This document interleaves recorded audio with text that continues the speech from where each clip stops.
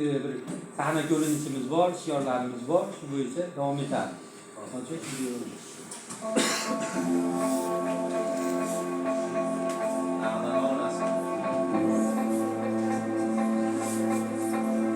ruhiy zo'ravonlik oqibatlari va ularni oldini olish. Zo'ravonlik nima?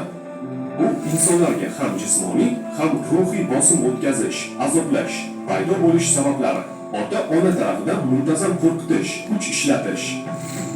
Maktabda tengdoshlar tarafidan masxaralash, ajratib qo'yish, atrofdagilar tomonidan tahqirlash, yerga urish kabi sabablar tufayli paydo bo'ladi. Zo'ravonlik oqibatlari qanday? Jamiyatdan qochish, loqaydlik va qo'rquv, maqsadsiz, sust harakat, o'z meniga ega bo'lmaslik, kim qayerga boshlasa ketaverish. Qanday oldini olish mumkin? Agar bola xato qilgan bo'lsa, holi joyida vazminlik bilan tushuntirish kerak. Bu holatlarni takrorlamaslik yo'lini ko'rsatish kerak. O'zini boshqarishga o'rgatish kerak. Unutmang, zo'ravonlikni tug'diradi. Birgalikda zo'ravonlik oldini olaylik.